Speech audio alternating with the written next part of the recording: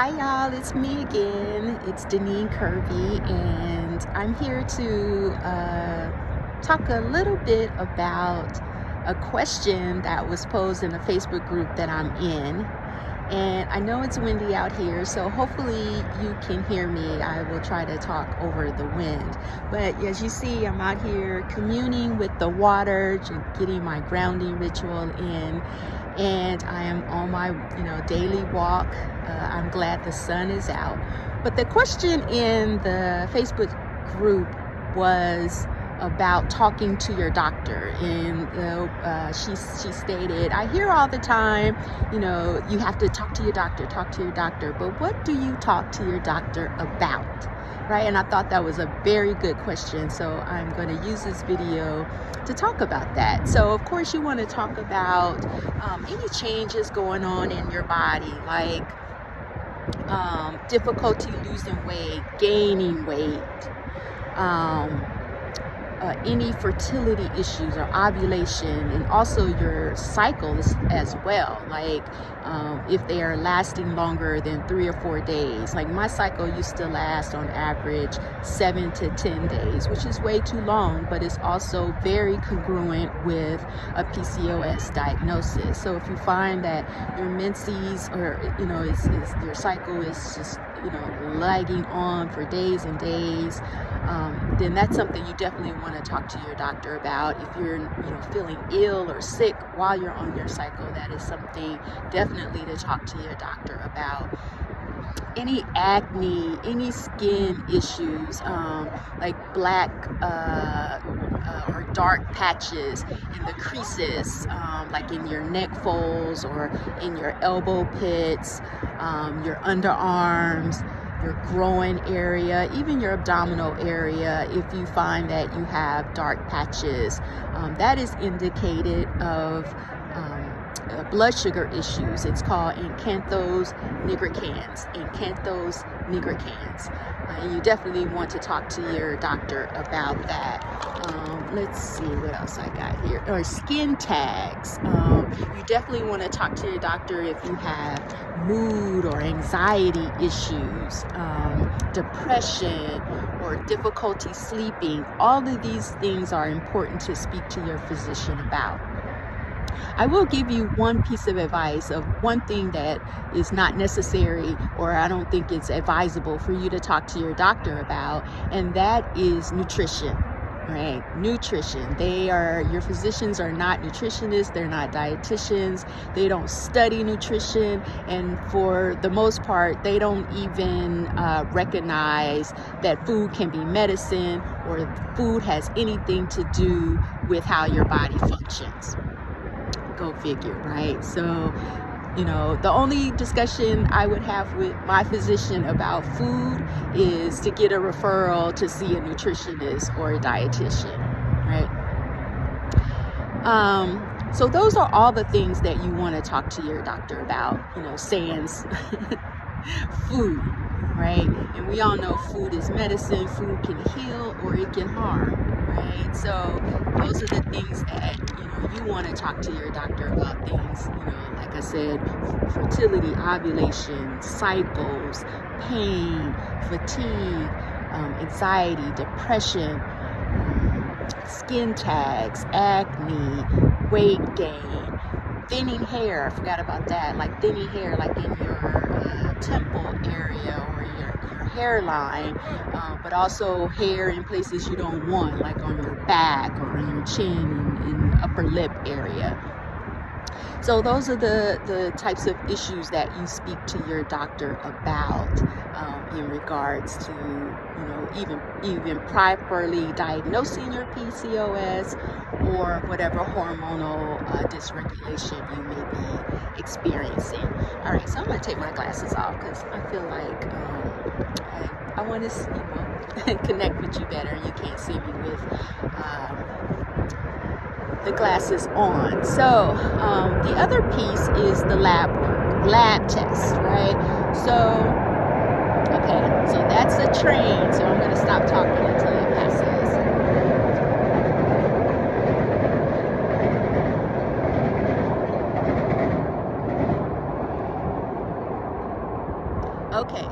still in Philly, y'all, and like I told you in the last video, when you're outside in Philadelphia, you're gonna hear some noises, right? It's a noisy city. Anyway, so as far as your lab work, your lab tests, that's also very important for you to know and talk to your doctor about. All right, so I have a quick acronym that I remember all of the lab tests that you should start with, and that's HHTMI. HHTMI. So it stands for hormonal, heart, thyroid, metabolic, and inflammation. HHTMI. So first H is hormonal. So of course you want to know your testosterone, the free and the total testosterone, because that shows you exactly your androgen level, and it's typically high for people with PCOS, and it was, for in my case, it was as high as a male. So that's definitely, one indicator of PCOS is having high androgen. So that's testosterone, free and total. You also want to know LH and FSH, and that stands for luteinizing hormone and follicle stimulating hormone.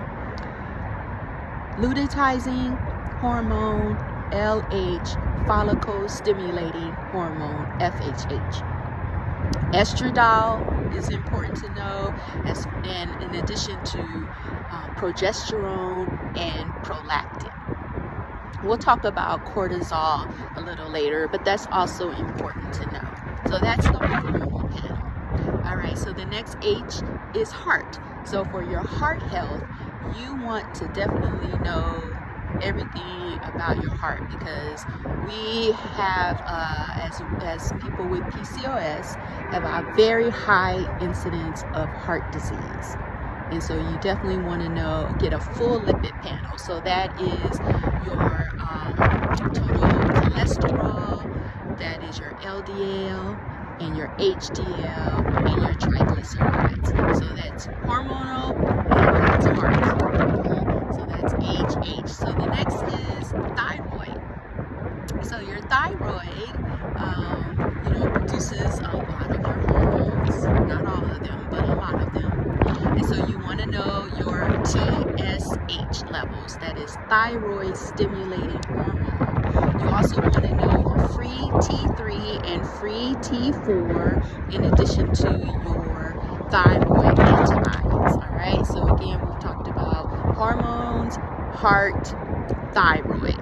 So the next is M, which is your metabolic panel, and that's where you know your numbers regarding your blood sugar. So you want to know your A1C. I think it's so awesome that our bodies keep track of a 3-month time frame on how you are processing sugar and glucose in your body, how well your insulin is working when it comes into contact with sugar. That's what your A1C does. It gives a 3-month snapshot. I think that is so amazing that our bodies can do that. But you also want to know your fasting glucose, which is at that moment that they take the blood test, to know what your fasting glucose and your fasting insulin levels are. So again, that's your A1C, that's your 3-month snapshot, and you want to know your fasting glucose, your fasting insulin, that is your metabolic panel. So hormonal, heart, thyroid, metabolic, and lastly we get to inflammation. So important. We want these levels low. So that's where I'm going to introduce cortisol once again. You want to know those numbers, and that also fits into the hormonal panel. Also vitamin D, very important. Most of us are deficient in vitamin D, especially if we're living in climates where the sun isn't out a lot, but even in areas where the sun comes out, often, we are most deficient in vitamin D because we don't spend much time in the sun, outdoors. We're taught to fear the sun, to block the sun, to slather all this stuff on our skin to keep the sun rays from our skin and eyes, and so we definitely need vitamin D. So that is kind of one of the side effects of blocking the sun is that we're also blocking vitamin D, and that is the primary source of vitamin D. You can't really eat enough. You don't get it from food, you get it from the sun. And then the most important inflammation marker is a lab test called C-reactive protein.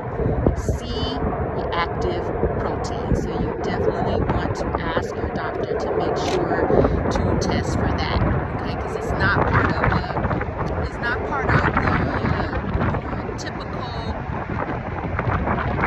It's another train.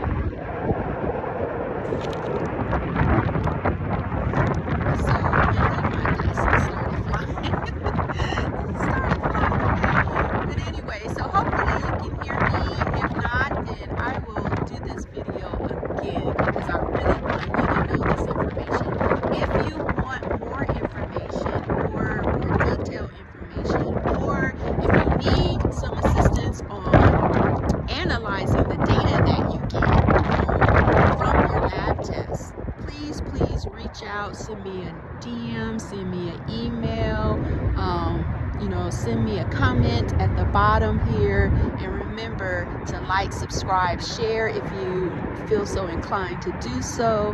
My name is Deneen Kirby, and I'm always here to share my 20-year experience with PCOS, the highs, the lows, what I got right, what I got wrong, and also as I am going through this new phase of my life called menopause. PCOS just morphs into something different, it changes, and so I'm relearning my body once again. I'm going through this healing journey along with you all, so I decided that I would pass along all of the wisdom and from real world experience and also what I've studied to share with you. So as I'm going through the journey, as you see, I want to say that for a long time, most people said, oh, once you reach menopause, PCOS goes away. Well, I'm here to tell you that that is not true. It's not true. It doesn't go away. It morphs, it changes. And as you see, I am going through this healing journey all over again. So I'm learning my body all over again. I'm experiencing some of the same issues as the weight gain, the fatigue, the acne. All of these things are presenting itself once again, so I'm relearning all of this in my body as a postmenopausal PCOS body. But at the same time, I wanted to share with you all the things that worked for me prior to menopause, where I was able to put PCOS in total remission and live life well and feel good in my body and learn to love Deneen. And so that is what I want to share with you. I want you to have that as well. I want you to feel that, experience that, what it feels like to feel good in your body, to love yourself, to love your appearance, to be confident in your body. So that is my hope for you, and hope that what I share for you will allow for that transformation to happen. So again, I'm Deneen Kirby. Thank you so much. If you have any questions again on the lab test, and also how to interpret the lab test, I would not go off of, when you get your lab results, they give you some little indicators, high, low. That isn't always the best way. There are because they go by average, and average of everybody.